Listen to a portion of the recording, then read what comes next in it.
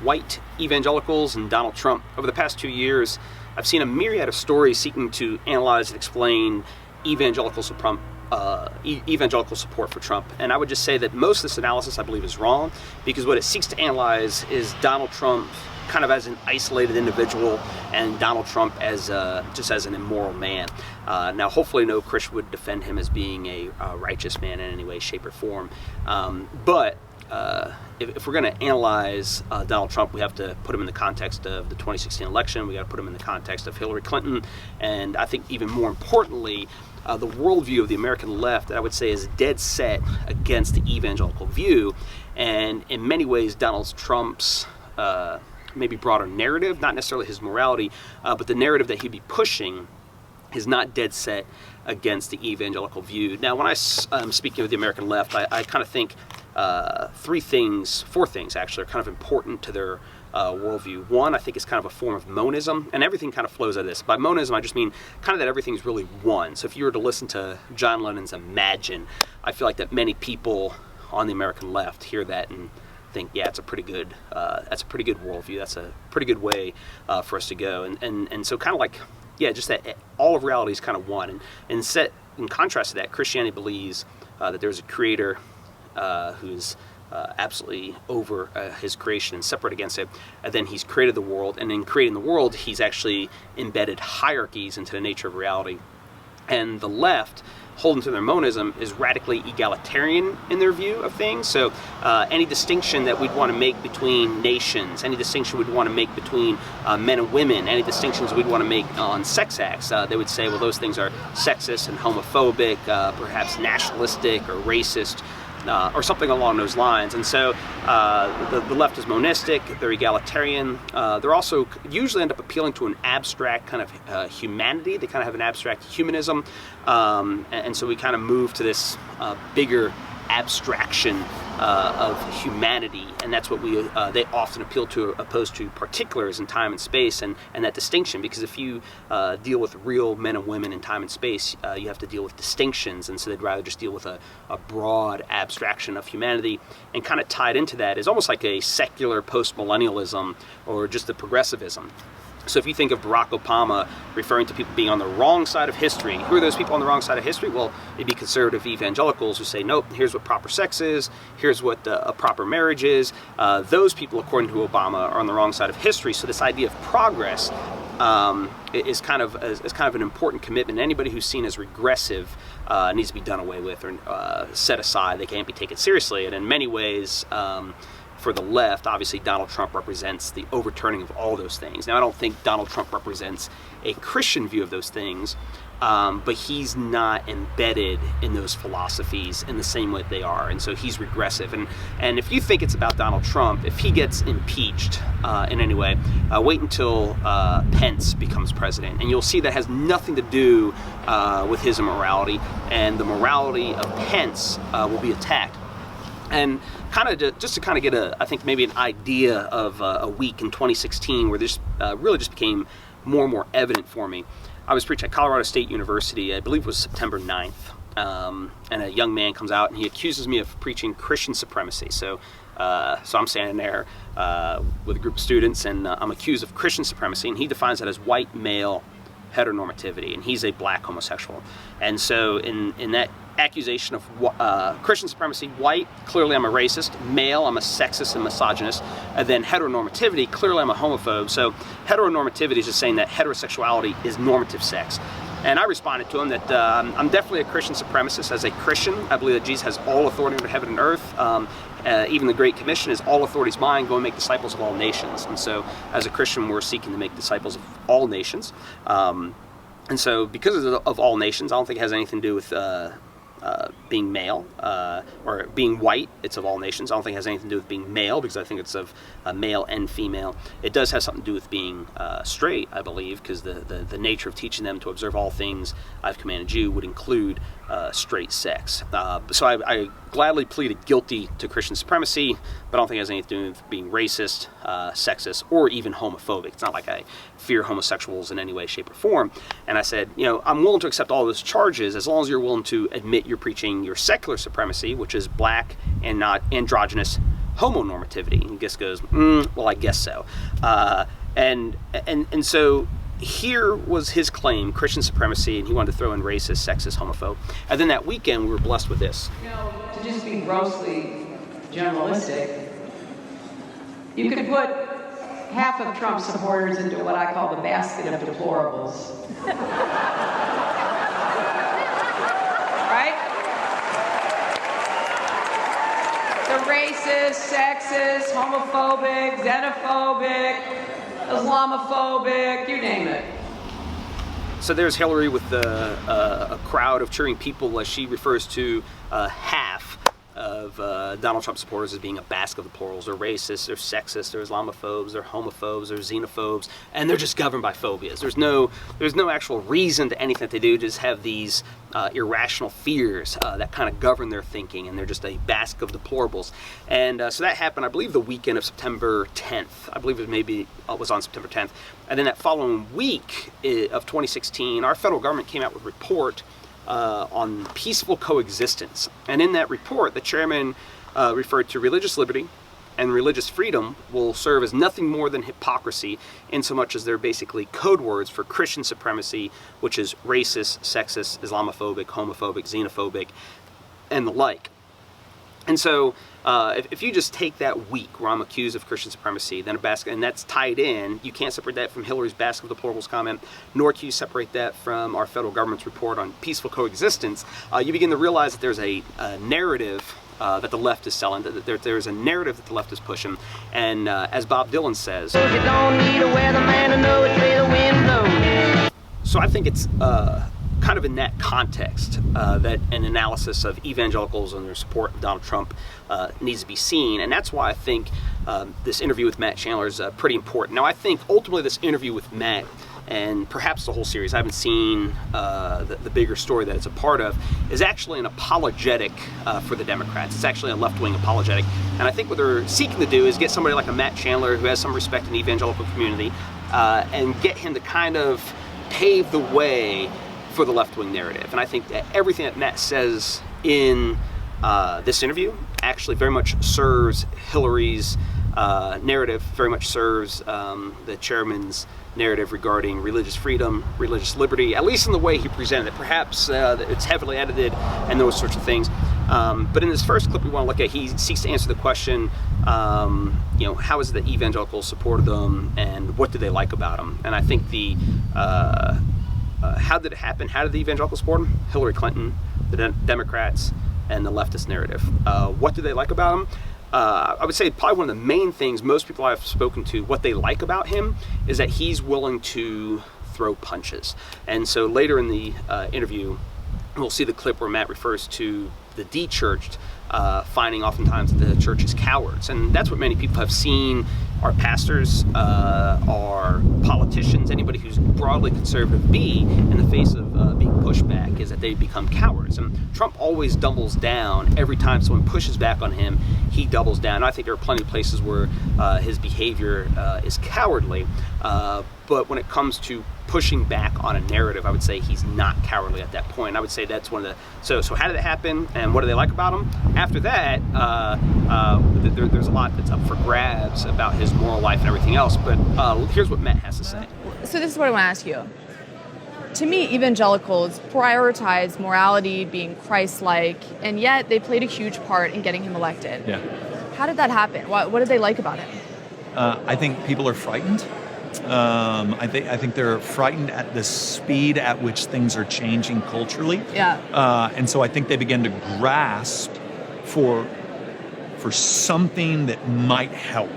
The Obama presidency, great man. Some of his policies and some of the ways he rolled out his policies really, really scared evangelicals. Yeah. And without any kind of real help from pastors and ministers to help their people understand, the news media just whipped us into a frenzy. Yeah. and made people feel desperate. there are two things I want to address in that clip. One kind of is a positive, but it's a positive and a negative, and the other is a negative. Regarding the positive, it's this. I think Matt shows that he knows how to communicate to the secular left, that he knows how to communicate to the unbeliever.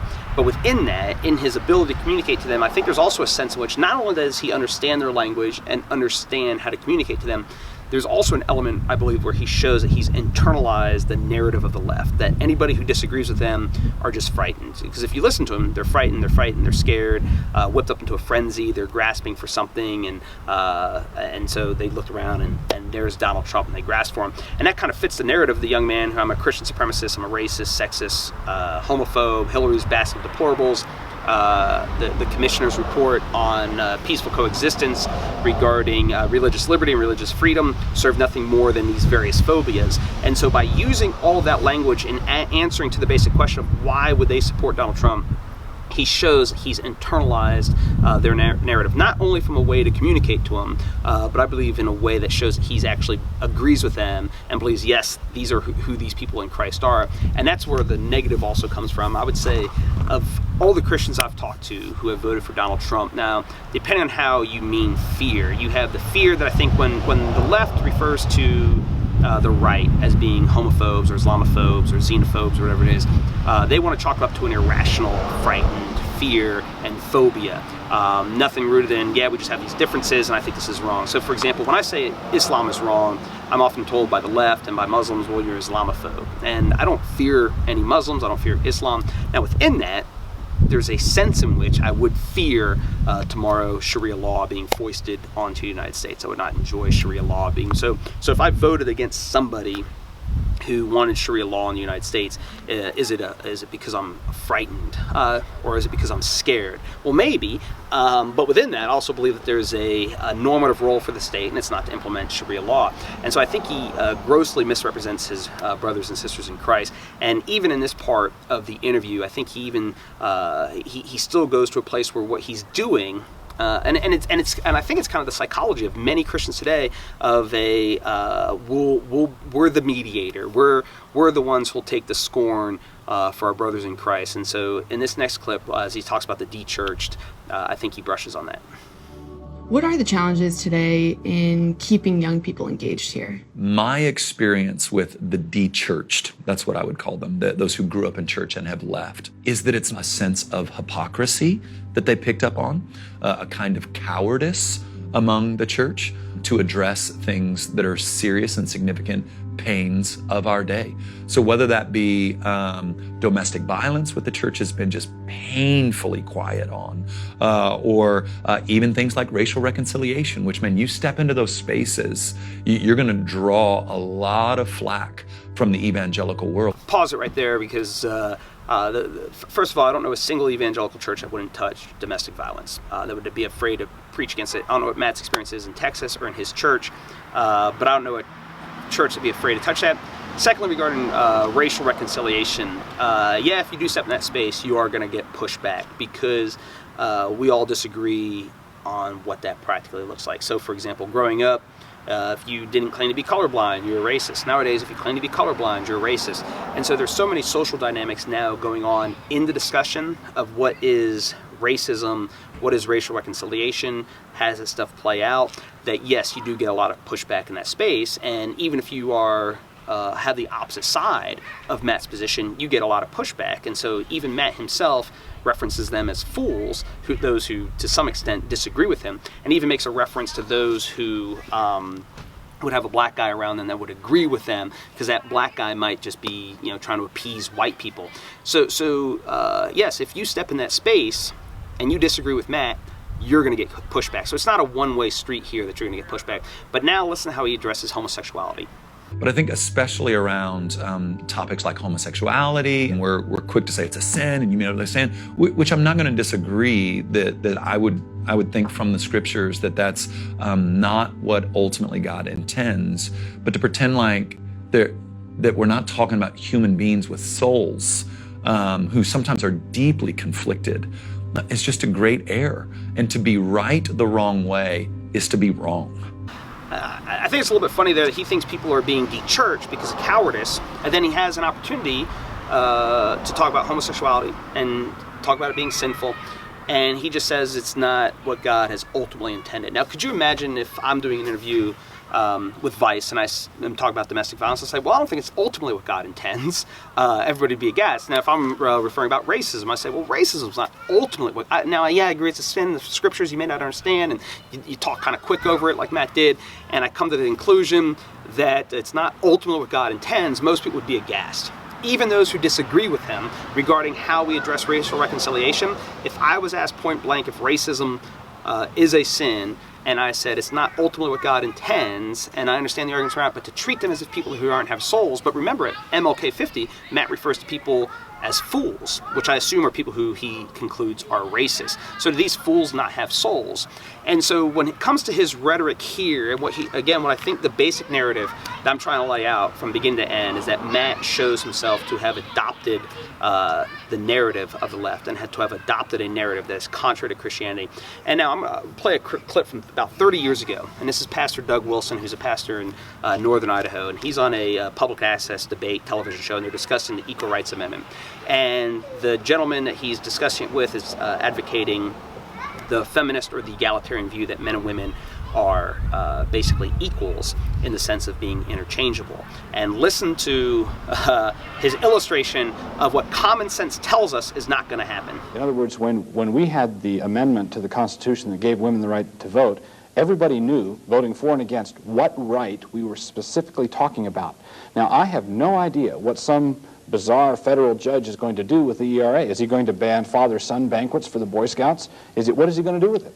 He's going to do, it is not what he is going to do, it is what this society through its judges, not one judge, is going to do. And what this society is going to do is what it has always done, and that is practice common sense. The judge does not want his mother tinkling in the bathroom next to the men, and he's not going to permit that. Wait a second. You can't suck and blow in the same breath. You can't say absolute equality and then turn around and say, well, of course, there's going to be distinctions. I know what the ramifications of our legal system are, and that's a great deal of common sense. The courts of this land are obviously going to maintain that which makes sense in our sexual differences. Wait a second. You can't. The bill had passed, and I'm telling you, people were terrified by that bathroom bill. More than anything else, the thought that their children were going to be in a bathroom with the opposite sex, right? And I know all the arguments around that, but I'm using the language that I think would make sense to most conservatives. That made them go, whoever the opposition is to that, I'm voting for. And then they lost their soul in it, many of them did. So 30 years ago, a gentleman was saying, well, no one's going to want their kids tinkling in the bathroom with Big Tony type of thing. So here we are 30 years later, with this actually being a cultural issue that if you're on the wrong side of, or at least they try to frame it of, you actually hate people if you don't want men and women in the same bathroom. And Matt kind of plays into that. And again, he uses a language that he says where I think conservatives would understand, but no conservative would recognize himself in Matt's explanation. It's not merely, again, the fear of having Big Tony in the bathroom with your granddaughter. It's what should we embed in reality? The philosophy of Judith Butler and Judith Halberstam, who, if you go to these queer theorists in the 90s, they're laying out that gender is a social construct. And even with feminism long before, they're laying out, but they sort of push it more radically, that the idea that who you are is not related to your biology, really, but it's kind of a suit you put on in your social relations with those who are around you. And even Judith Halberstam, she has a story where she's talking about traveling and how she didn't know what bathrooms to use as she's at airports. And she was even, as a woman, going into the woman's bathroom. She's biologically a woman, self-identifies as fluid. You can refer to her as a he, she, Judith, or Jack. And she calls it the bathroom problem. And she kind of lays out this idea that when she was traveling, she went to the woman's room. Some woman called the police on her and confronted her, but once she spoke, they realized they were talking to a woman, and these sorts of things. And so when it comes even to the bathroom bill, I think he's fairly disrespectful towards his brothers and sisters in Christ, because it's not in of itself about two people being in a bathroom. It's, is there male? Is there female? Those who are advocating for the eradication of the distinction say, nope, it's all a social construct. And the Christian comes along and says, it's not only a social construct, it's embedded in creation. And so over the last 150 years, as America sought to overturn creation in some way, shape, or form, this is the end result of the last 150 years of creation kind of being turned on its head, and evangelicals marginally compromising along the way and buying into things like egalitarianism and buying into ideas about the nature of creation and stuff like that. So these are part of much bigger issues, and we could debate and discuss where we're at culturally, where we want to go culturally, how we get there culturally, and so you can disagree with those who, for pragmatic reasons, thought it was a good idea to vote for Donald Trump. But what you shouldn't do is actually misrepresent their beliefs, misrepresent their views in a hope to win an audience with the world. But instead of just criticizing Matt, I think I also want to look at very briefly, three things going forward. One, understanding the narrative of the left. Understand that they are committed to monism, egalitarianism, and kind of a secular post-millennialism, that things are going to get better, we're progressing, and there are people on the wrong side of history. And right now, that's a Christian narrative that is on the wrong side of history. We believe in male and female. We believe in views of marriage. We believe that there are children. We're comfortable with hierarchies and all those sorts of things that they think are anathema to all their beliefs. So we have to understand who they are. And so tied into that, we have to understand their rhetoric. And third, we have to understand what we believe as Christians regarding men and women, and then from there we have to understand how rhetorically we want to interact with them. And so we want to do a dance on things with equality. We're going to somewhat equivocate on those terms because there's a sense in which every Christian believes that men and women, whites and blacks, there's an ontological equality amidst functional distinction. And so we have to understand, how are they using the term equal? How are we using the term equal? Why are they separate? And then from there, in a sense, the supremacy of the Christian position, because ultimately Christianity is true. So it is supreme. We shouldn't be ashamed of going into any arena and declaring boldly the truth of Christianity, because it is true, it is supreme. Jesus has all authority on heaven and earth, and we're to teach the nations to obey all things he's commanded.